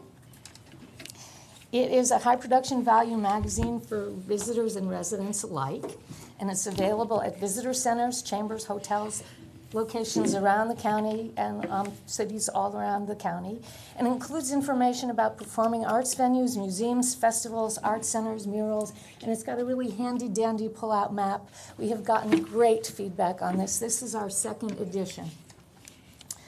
Another very big and exciting project has been our Arts Annual. We had it in November. It was November 14th. It's a 2-week exhibit at the Gallery of Creative Pinellas. It starts with a gala event, and it features top artists in visual and performing arts who work and live in Pinellas County. Highlights from our 2019 exhibit include a unique site-specific installation by Jason Hackenworth, who is an internationally known artist. The picture you're seeing is about a 25-square-foot balloon sculpture that is unique and site-specific. We watched him build it. And just so you know, for example, with Jason, he has had work in Abu Dhabi, in London, in Tokyo, in Edinburgh. He's been at the Guggenheim. He teaches here in Pinellas County at Eckerd College, but he is an international known artist, and we were so thrilled to have him create this just for this event. We also premiered new artwork by public artist Mark Ailing, who has some public art at the new police station. We premiered new glass work by public artist Catherine Woods. And we also introduced a powerful site-specific work by Kenny Jensen, who was one of our emerging artist grantees. And I'm telling you all about this and these highlights because our key goal with the Arts Annual is to create a gravitational pull to draw visitors to Pinellas County. And I use the word gravitational pull on purpose. I was listening to the report on marketing and the importance of reaching out to people in the fall. Well, our Arts Annual is a fall event. And we are determined to bring visitors to Pinellas County so that they can see leading-edge art at this event, so they can purchase art. And when I wrote this joke, it was very timely about not having any banana. I suppose everybody remembers the banana at Miami Basel. So we didn't have a banana, but we are very good, and we sold over $13,000 worth of art. And our buyers, mind you, were from Sarasota and New York City, as well as Pinellas County. We had over 700 visitors for this event, and tremendous social and media presence. We did something really wonderful this year with our Arts Annual. We've named it Arts Annual Beyond the Walls, and we expanded the program to bring artists who are featured in the Arts Annual in the gallery out into the community, and we placed work in 10 different hotels throughout Pinellas County. We were at the Hyatt Place, we were at the Alden Suites, the Avalon Hotel, the Postcard Inn on the beach, the Sheraton Sand Key, Spring Hill Suites, Courtyard Marriott downtown, Hilton St. Petersburg, the Hollander Hotel, and the Birchwood. We want to expand this program to more hotels next year. A few of you, your hotels participated, and maybe in the question period, if you have some things you want to share about that. We did not specifically sell art. We made art available, and the hotels would get a commission if they sold the work. But we did have some of the artists find other patrons and get work offers from these hotels. So we're really excited about the opportunities and to expand this next year. We have some very interesting technology projects. I'm going to show you one right now. This is a virtual gallery, and it is designed to give people the opportunity to review art in a way that is really similar to how you might experience art if you were going to a gallery. Right now, most of the time, if people go to a website to look at art, they scroll through, it's a catalog. It's really hard to keep people's attention at that. With this gallery, you can see art as you might see it in real life. It has natural light. You can see with these shadow figures, it shows you what the work would look like in terms of the size it is. This is a video, but in the actual reality of this piece, you will walk through the gallery by yourself, so you'll be in control of this experience. You can pass something if it's just at a glance and walk through and say, oh no, I'm not particularly interested in that.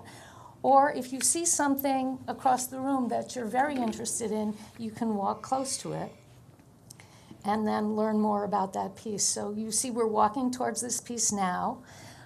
You can click on an icon and you can open up that icon. You'll be able to see the name of the piece, what it's made of, its size, who the artist is, its price, and you will be able to purchase this work directly from us online. Cool. Also, if you want to go to the artist's website, you can do that and see what else the artist has to offer. And we'll be making it very easy for artists to participate. They go online to our showcase, they click and they submit their work. We feel that this will be very interesting to you in the tourism industry if you want to get art in your property. A very nice way to do that. You can also, you'll see, it's not just for visual arts. If you wanted to bring an artist to do a demonstration or teach a class, we will also have a room for performing artists. So this becomes a very easy and very dynamic way for users and artists to get together. We have shown this to some of our artists in the community, and they can't wait for us to launch this. We've been in beta, and we will be taking it to the next level in this early winter and spring. I now would like to invite Kimberly DeVito, who's on my team, to talk to you about our Arts Navigator, which is a project that we've been working on to help people, when they come to Pinellas County, find the arts and cultural activity that is perfect for them. So, Kimberly. Good morning. My name is Kimberly, like Barbara said. I'm the Digital Strategy Manager at Creative Pinellas, and I am excited to bring this new innovation to Pinellas County for the arts. And the Arts Navigator is really a experience for a user of self-discovery. They're going to go, click, find things, and I want to show you what that model looks like.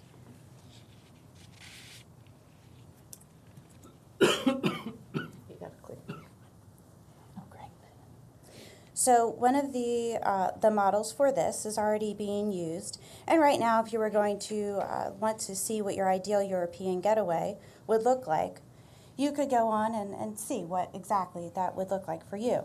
So your ideal vacation, and what this does is it's actually creating, or actually getting information about you as a human. What do you like? What foods do you eat?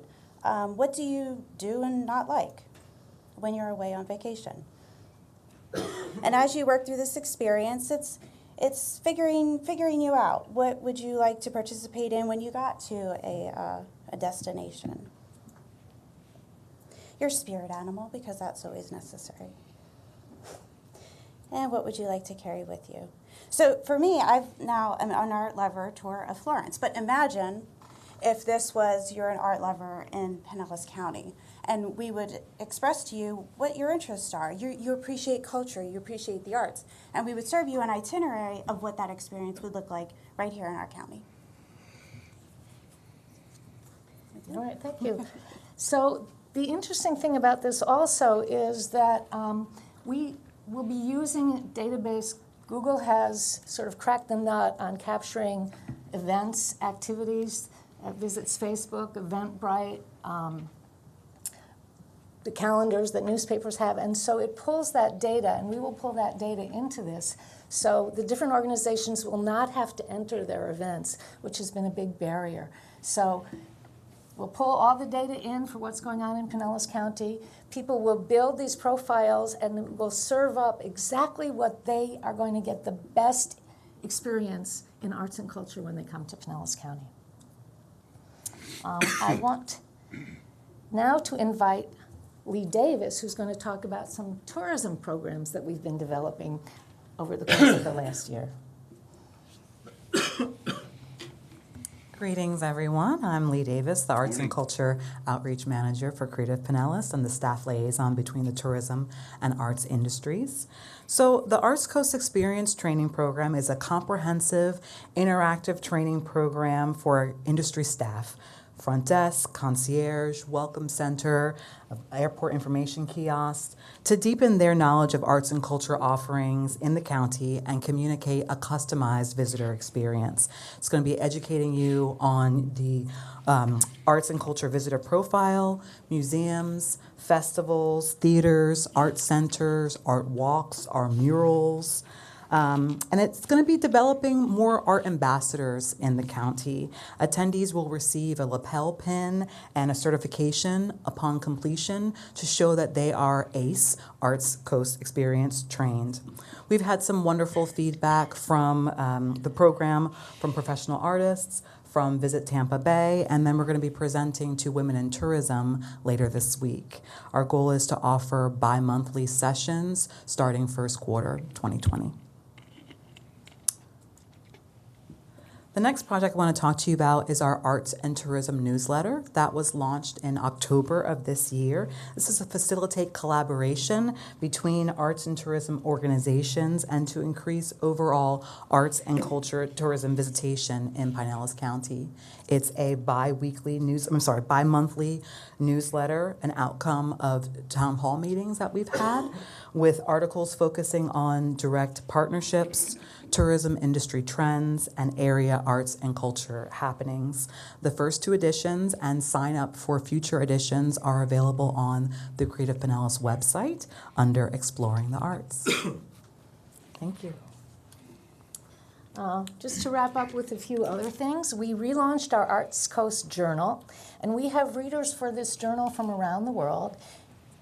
The journal features in-depth articles about what's going on in the arts and cultural scene to really kind of get people's taste buds engaged for what they could do when they come here. We launched a mural program with the county. It's a 50-foot linear mural up where the extension of the Pinellas Trail will be, so we're expanding the amount of murals and the opportunities for tourists to see wonderful art.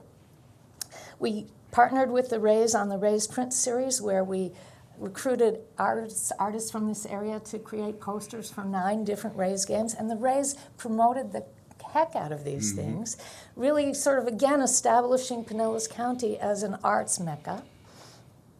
And then going back to our gallery, we continue to activate the gallery space at Pinewood Cultural Park. Recent exhibits have included Xavier Cortada, Akiko Katani, and Cheryl Oring, bringing thousands of visitors to the space. Our upcoming exhibits include a partnership with Arts for All, featuring art for the visually impaired, and a display of glass curated by the Duncan McClellan Gallery.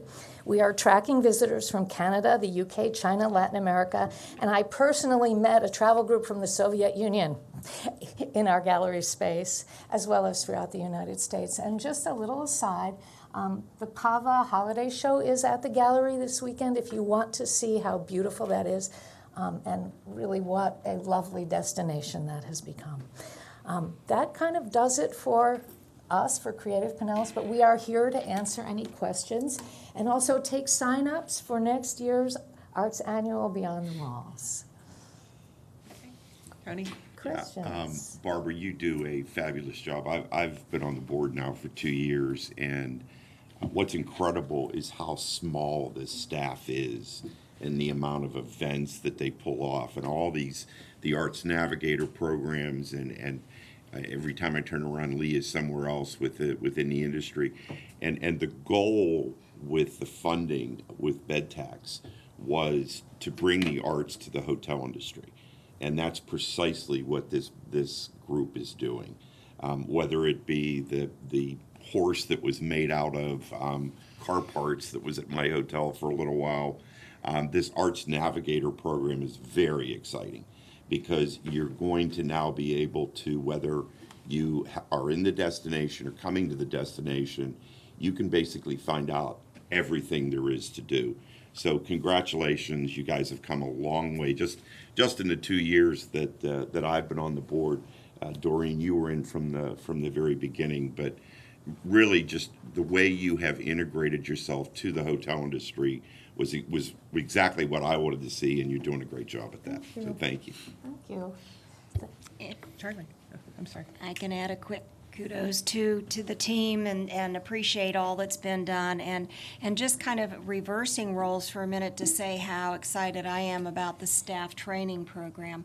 Something that VSPC quite a few years ago did try to get out and help the hotel staff to be educated on what was available. Well, of course, now our resources are so much greater than what we had then. But this is so very important because, you know, from a concierge standpoint, excuse me, I know my res staff and the people on the front desk that are working with our guests, they're there to help share with them all that we have, and they can't do that if they haven't seen it and they haven't touched it.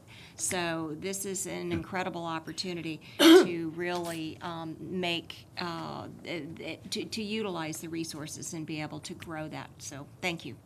Thank you. Remind us how you are funded globally. Our primary funding source is TDC, and the county funds us somewhat through the general fund and the transportation trust. We have some state money, and we also have donors and sponsors. And Yeah, so what's the website if folks want to? CreativePinellas.org. CreativePinellas.org. Okay. Yeah. I will tell you that I want to thank you. I'm nearing the end of 8 years of elected office, and so I'm doing a lot of postmortems in my own head. But 8 years ago, I could care less about the arts. And in my defense, $120,000 bananas kind of throw me off a little bit. But right. It didn't take long at all for me to understand what an economic engine arts and culture are. During the recession, which is when I started my time in office, the creative class just showed their entrepreneurialism, their risk-taking. They believe in themselves. Yes. And when storefronts were emptying and rents were going down and artists saw opportunities to create little individual galleries and do things, they were a big part of bringing us through what was a very difficult time. And they rose up. Yes. And I've become a disciple and an evangelist for the economic engine that is the arts. Yes. I will never be someone that tells someone what good art is and what bad art is. Right. Please keep up what you're doing, and I think Tony's exactly right that, you know, this collaboration is a natural and perfect. I pulled into the parking lot and put my quarters in a meter this morning, and I said, if I was waking up at the Alden, or the Tradewinds, or the Sheridan, or what would I do today, right? Not sitting on the beach. Right. Yep. And this Navigator is perfect. Didn't mention you, did he, Chuck? Where's the love? Or the well, yeah, you know, the Birchwood, I'm sorry. So please keep it up, and thank you for everything you're doing. Thank you, and we really appreciate the support of the TDC. We appreciate the support of the county. We appreciate the participation, and we learn all the time. There's a selfishness to it. Well, yeah, okay. There's a For thing all called of us. ROI, right? Yeah, Sure, yeah, $1.8 billion. The Yeah. creative class in Pinellas County brings in $1.8 billion, and that is a number from the economic development folks down the hall. So it is a big. Thank you. It is big. Thank you, Madam Chair. Okay. Well, Creative Pinellas is living up to its name. It's doing very creative work, which is out of the box, and I know it's really the arts and culture community has really desired to be uplifted and marketed, and throughout not just Pinellas County but the world, and that's what you are accomplishing. So thank you to you and your team. Thank you so much. Thank you. Merry Christmas, happy holidays. Okay, next we have Tourism Economic Snapshot. Leroy? I'm back. Some really good news as we run through October's Tourism Economic Snapshot. You'll see outpacing much of the state. Obviously, these year-over-year numbers are against a red tide affected October from last year. So the increases aren't terribly surprising given that, but they are still well ahead or positioning well amongst the state. I will say I did run a percentage increase versus 2017, and it was still more than 4% increase for bed tax as we get to that. So tried to do some apples to apples. So you've got the report in front of you. We'll burn through it pretty quick here. Obviously, increases across the board. Again, when you look at some of these numbers, positioning pretty well throughout the state. A very positive month for the destination. Just did get STR for November, and not to confuse or complicate this report, November was a very healthy month as well. So look forward to sharing that, at least from the destination-wide perspective. As we look to year to date, obviously the success continues, all up, all positive, and again, those numbers continuing to outpace the state averages across the board and some of our other competitive markets within the state. Bed tax, and I will say maybe take a moment here. I'm very excited with Steve's arrival because we'll be able to, you know, my understanding he's a very data-centric person. And, you know, I'm excited to pivot or to change how we report and what we report. And obviously, the Chartio, the business intelligence tool, is at the heart of a lot of these reports. So some of these may be shifting and changing over time. We're obviously here to share what you all want to know, and that may be changing, obviously, with Steve's direction as well. You'll note on this slide, per Mayor Julie's request last month that Commissioner Gerdes brought up in the notes review, we did add a note at the bottom there. So for a light comparison, if it was 6% versus 6%, the increase for 2016 actually would have been 8.76%, not 30%. So you can get some comparison in there to understand what that percentage would be. Again, noted last year's down October. Comparing October 19 to October 17, it is still a considerable increase. Obviously, up 16% because of last year's difficulties with red tide. If we look at the rolling 12 months, this chart completely green, some very good numbers, and that rolling 12-month total just continues to climb. It's quite incredible to see what that number looks like, up over $63 million when you look at the last 12 months. Something new, finally, AirDNA data. I wanted to tease this a little bit. I will tell you that we're just scratching the surface with it, but I wanted to bring forward some of the data that we've seen, at least top level. Again, Mr. Hayes has a ton of experience with the vacation by rental owner space, with Pensacola's makeup of their destination. And so I'm excited to spend some time discussing our approach, whether it's AirDNA or Intopia, and how we're layering and presenting this data with STR. The approach for this month was simply to show you similar data to STR. So within the AirDNA space. So these are vacation by rental, vacation rental by owner listings that are booked through AirDNA. It doesn't mean that they're not managed, by a property management group, because we do know that a lot of property management groups are using those services to book. But this gives us a look at this space and what's being booked through these platforms. Rooms sold means the number of nights, and we're in the process of updating that. That should really be room nights sold, not rooms sold. But the number of nights that a single dwelling, a single place was booked. It does not count for single rooms or shared spaces. So that is actual single units, a condo unit, or a house. I think that number was surprising to me. It's quite large when we're talking about single resident, single unit bookings. Pretty considerable average daily rate. It's much higher than I would have expected, and I think it's much higher because we're talking about those single resident places and not just a room.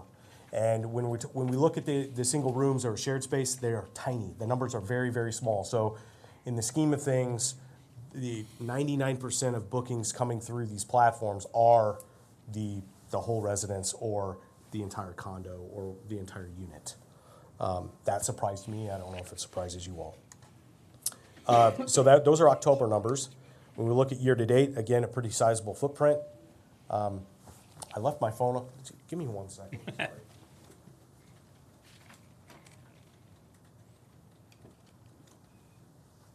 Got some economic impact numbers that I did some calculations on. Apologies for that. We have $22 million in bookings is what this equates to in October. So I did the math with the ADR and the quantity of bookings. Again, that's a pretty large number. I think it was larger than I expected.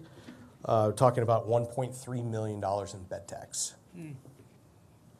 Is what that equated to. So we're going to continue to dive into this data. I know Steve is very interested in it and trying to get a better understanding of what is property management operated through these and what is not. I think my hypothesis is the more the units are on the beach, the more property management groups there are. We're talking about in some of the municipalities, downtown St. Pete, we're going to see less and less. It's going to be by the owner themselves. So stay tuned. It's kind of the beginning of, as we get into this data that I know everybody's very interested in, to get a bigger handle on what that economic footprint looks like. That's really fascinating. Yeah. So does AirDNA cover VRBO, HomeAway, Airbnb, et Yes. cetera? Those three, yes. Okay, great. And so your report will eventually show geographical areas of the county?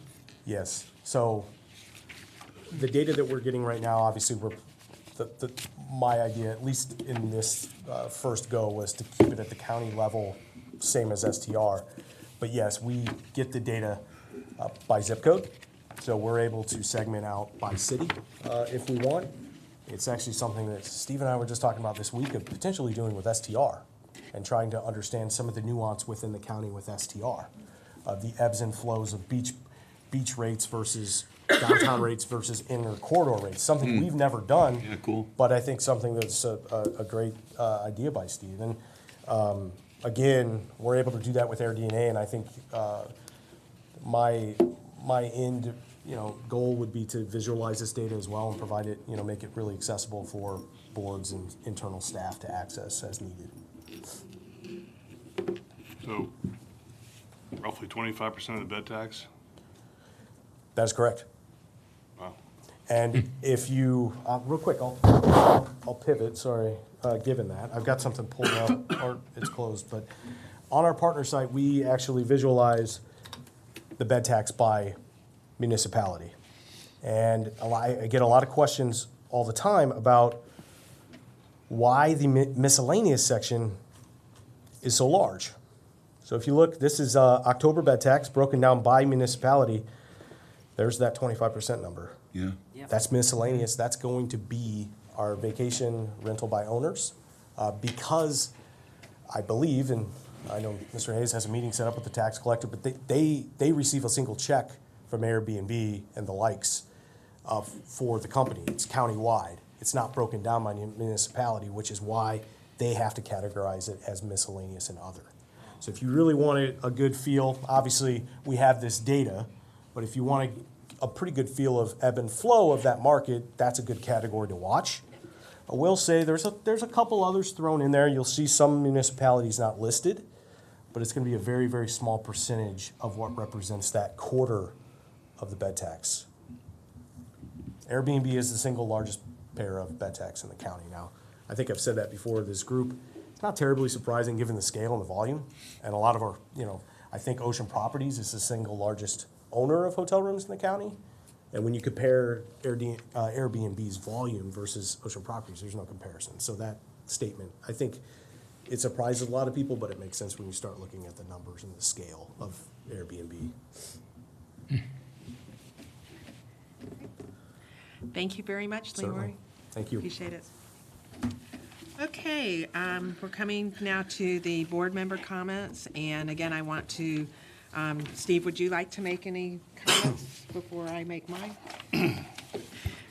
Just, if I might, to the county, I am just so appreciative of this opportunity to come down and represent this fine county and all the communities here.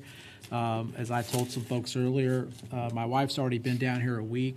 Smile on her face, I don't think could get any bigger. And so she is super stoked about this. This is third day in the office. I jokingly said to somebody, I said, well, what if I sent a text that I'm not coming back the next day? And they said that would be really cruel. And that's not the case at all. I am super excited. It's blowing my mind away. And I'm still like in a dream state because I never thought something like this would happen. So I just appreciate this wonderful opportunity. And I'm going to leave it at that. I know when to keep my mouth. Well, welcome aboard. I wanted to, we thanked Paul Sacco last month, but I want to again thank him for his leadership during this past year. Because, as mentioned, really for over the past few years, he's handled 2 different jobs consistently. He was assistant county administrator, then solid waste, and then it was solid waste and Visit St. Pete Clearwater. So thank you, Paul. I also want to thank Liz, because she's the one who keeps us organized and keeps me organized through the year, and I appreciate that. I hesitate to shout out certain staff members, but it's sometimes the ones that I deal with more on a regular basis. And I want to thank Tim as well, because he's been the glue for this year, making sure daily things are going on. Of course, Leroy and Katie gave great presentations today, but I do want to thank the entire Visit St. Pete Clearwater staff. You guys do an amazing job.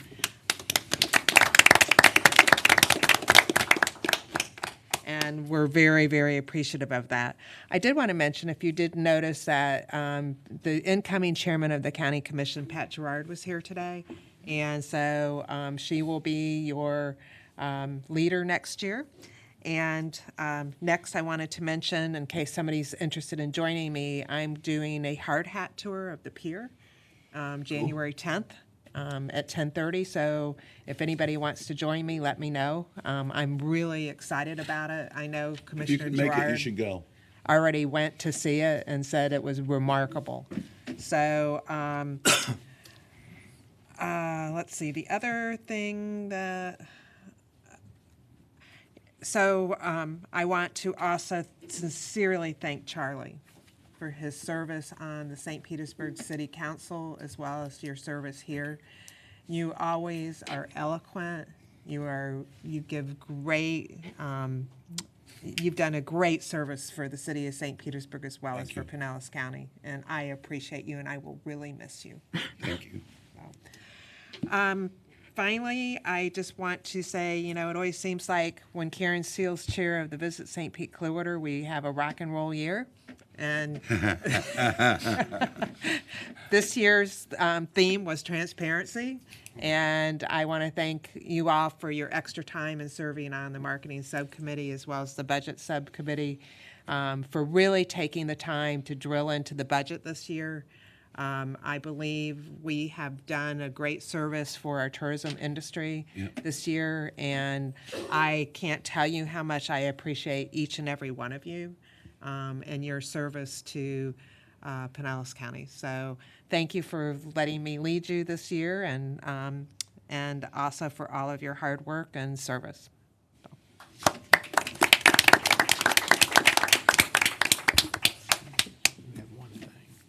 I do have one thing. Okay. Before we Steve finish has one thing.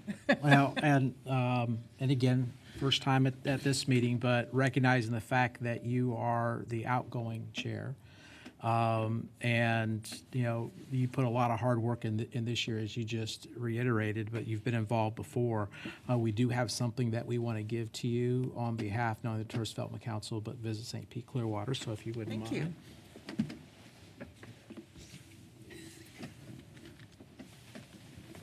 Oh my goodness, thanks. Now, Am I supposed to open it? It may take a day to open it, but all packed. That was kind. I'm good at ripping paper. Steve, I'm not sure. You show up 2 hours into a meeting and you're giving away going away gifts. Something's not quite right here. But as she's opening it, I want to say that 4 times. And some of those are multiple years too, I believe, that you have led us through the trail for the year. And I would mark this year as one of those long 1-year program, and the transparency that you brought in this year, and the decision to help to go to Amsterdam at the last minute, to go to other travel shows you've done, to explore the new things. Creative could not be here. I don't believe it was without your pushing to make that happen. And, we used to, years ago, fight how much we spent there and all. And look at where we are today and what we're doing. And the same with other programs. And now you're saying, show up on the 10th of January at 10:30 to go see the pier. Those are the type of things that you do for our industry to tell us, make sure you do this or make sure you do that, that have really benefited all of us over the years.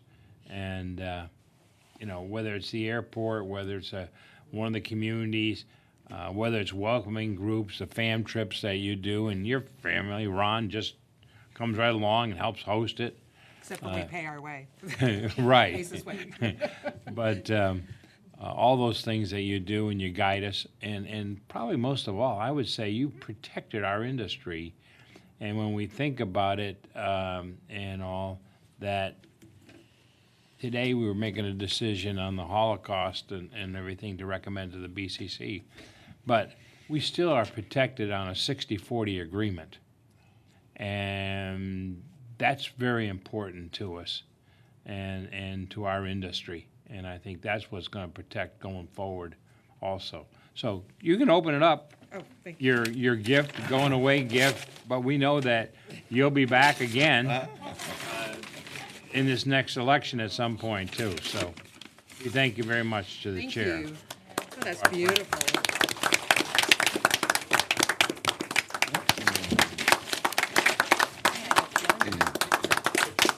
You doctored up the picture.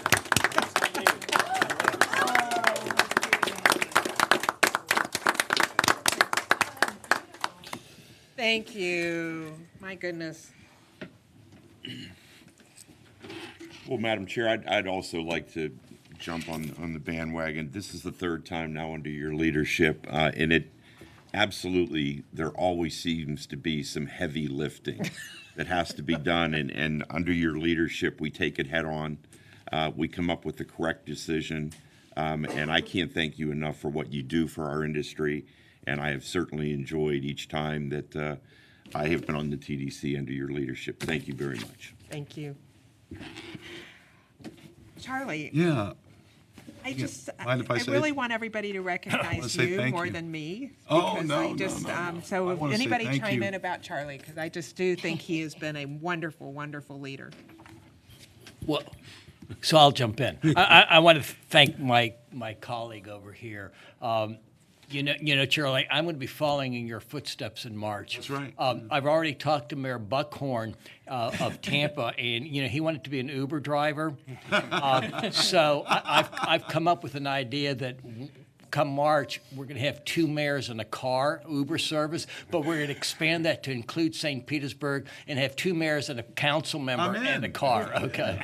But anyway, thank you for all that you've done, not only for the TDC, but also St. Petersburg. It has been a joy watching you work from Clearwater and what you brought to the table in St. Petersburg. Thank you, Mayor. I appreciate that. And Madam Chairman, you and I go way back. And I just, need to echo what has already been said. You have been a champion for all of us. And people don't realize the work that you've been doing behind the scenes, as well as when you've been chairman of the county commissioner of the TDC. It has been a joy to be able to work with you, and we wish you all the best as you go back to the county commission and hopefully another 4 years there. Thank you very much. Okay, we are exactly 11 o'clock, and we're. I got one more. Can I say thank you? Before you say thank you, I want to say thank you. Oh. You came on this board, and if you didn't know something, you weren't afraid to ask. And we're, what? That's a good question. And then you always brought good comments and good content to this meeting. Thank you, We Phil. appreciate that. Thank you. Commissioner, I'm another multi-term person under your leadership, and I just want to congratulate you on getting through a whole year without having to do a modification to the tourism plan. I thought for sure we were going to do that again this year. Karen's back. Must be time to change the plan. But we didn't have to do it. But we really appreciate all your leadership and all the years to come. Thanks. Thank you. And before we finish, I really do want to thank Michael as well. He is an excellent attorney. He is. And he has helped me immensely this year. At every agenda review meeting, we've looked at any legalities that we need to discuss, and he's thoughtful and kind and smart. Thank you. And Commissioner, if I may, I just want to appreciate the fact that when I first took over the representation of VSPC, it was following Dennis's footsteps, which were obviously big footsteps to fill, and you were chair that first year. And I really appreciate the fact that you were so respectful and always instilled a lot of confidence in my abilities. So I thank you for the support you've given my office and the VSPC staff. So thank you for that. Can I say thank you then? Well, it'll only take a few minutes, I promise. And you are a very good attorney. Thank you. I appreciate having sat That means next a to lot. you for Thank you. several years. Thank you very much. Like I said, I've been thinking a lot about postmortems, and with this particular group of folks, my wife raised 4 sons. I was there part of the time, but my wife raised 4 sons. I coached baseball for 18 years. The thing that I told my kids the most, especially when they were 10 and 12 and 14, you never know who's watching. In St. Petersburg, there's high school coaches, there's college coaches, there's professional baseball players sitting in the bleachers watching and paying attention. Always hustle, always have a positive attitude. And the message I want to share with you all is people are watching you. I've watched you. I watched you before I got here. Keith kind of stole my thunder this morning. He and I were talking, but what I've been thinking about is, when you're a public servant, mayor, commissioner, you spend a lot of time thinking about how do I grow prosperity? How do I participate and contribute to growing prosperity and quality of life and lifting it up? You have to make a lot of tough decisions, like this group does, about resource allocation. Resources are constrained; they're not, limitless. And so the thing that I've had the most trouble with dealing with is folks saying, why did you financially support Midtown and you didn't financially support the West Side? And why did, there's this parochialism that comes into play, right? That folks wonder, well, you're favoring them and I got to tell you, this group, and I'm talking to you industry folks right now, not the elected leaders. This group, you call yourselves the industry, I think that's hospitality, tourism leaders in our community. I have never seen such unselfishness among you. You and Keith and I were talking about this morning, and some of you have been here the whole time I've been here, and some of you haven't, but it hasn't changed. You all realize that what's good for one is good for the rest. And that prosperity grows when you share and you celebrate. And when you throw a positive stone into the pond, you get the ripples. When you throw a negative stone into the pond, you get the ripples. But you guys throw positive stones. And I can tell you, not just Charlie's watching, the citizens are watching. And I think you understand this. I'm telling you something you already know, but the reason that this board has such credibility and trust is because of how you treat one another. And I will hold you as a role model. I will hold you all as a role model when I talk to people who are interested in, how do I do the best job that I can do as a public servant, because people are asking me those kinds of questions. You are to be congratulated and held up as a shining example of how folks can understand that we can all do better together, and it doesn't have to just be this or that. Exactly. So God bless you all, and thank you very much. Commissioner Seal, I have been watching you for a long time. Before I ever ran for office, paying attention, the best gift that I could have gotten was to serve with you together in my last year of service. And the voters will keep putting you in office, so keep up what you're doing, and thank you very much. I love you. Thank you very much. I love you too. Thank you, Charlie. Okay. Boy, Mayor, he's going to be a great Uber driver. Again, thank you all for your service. Charlie, you said it so aptly. You guys are the greatest. So each and every one of you. So have a wonderful holiday season. And again, thanks to everybody. Merry Christmas. Merry Christmas. Merry Christmas.